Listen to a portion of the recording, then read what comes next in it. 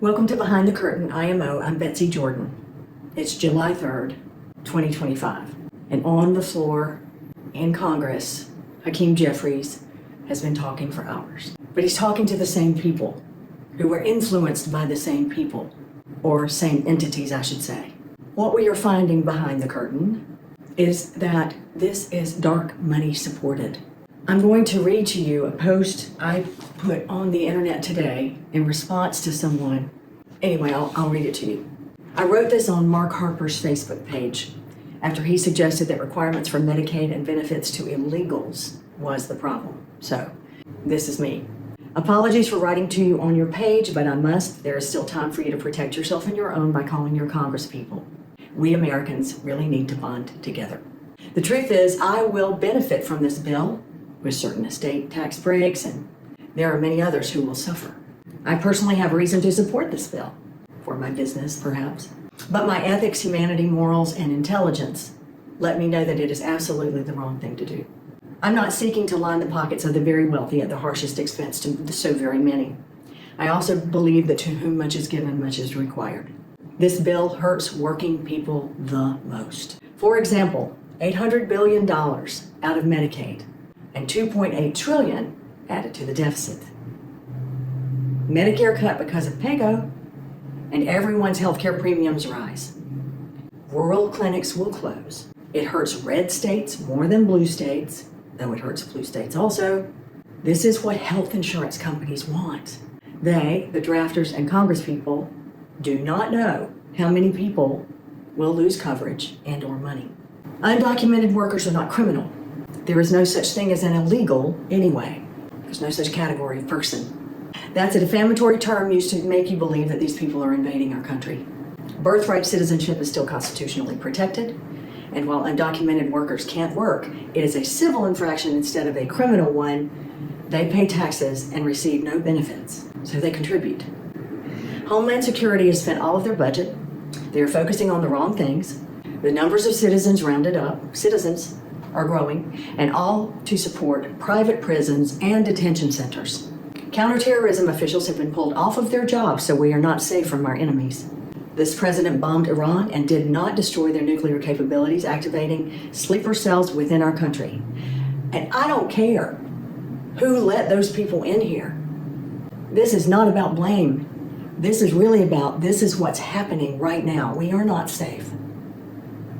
Iran will retaliate further against American citizens, and this regime has killed more Americans than any other. I understand the desire to use bombs to stop this, but the consequences were always too dire.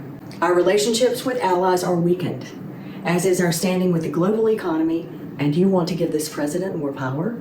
This betrayal bill does more to let you know just what a big role the dark-moneyed forces behind lobbyists are doing to this country. They did pull the provision to take over parklands. That was because sports hunters and fishermen's lobby pulled their strings, and I'm glad of that. Otherwise, the oil and gas and fossil fuels would have gotten their way, and they are still, in many ways. We're lagging behind in use and sale of electric vehicles and alternative energy, which was providing more jobs for the American people. And you, Mark, who I'm talking to, is a man of the cloth. It's not just that people who are able-bodied and can work are on Medicaid. There are strict work-related regulations already. This means that thousands of people will die. I want you to let that sink in. That we know to be true. Parents will watch their children go hungry and die because of the elimination and severe reductions of food assistance from the SNAP program. These reductions are all so that the insurance lobby can be satisfied that policy follows their enormous contributions, and Big Pharma can have their drug prices go up again. Educate yourself before you go off based on assumptions that this bill does anyone you know any good, except for the wealthy.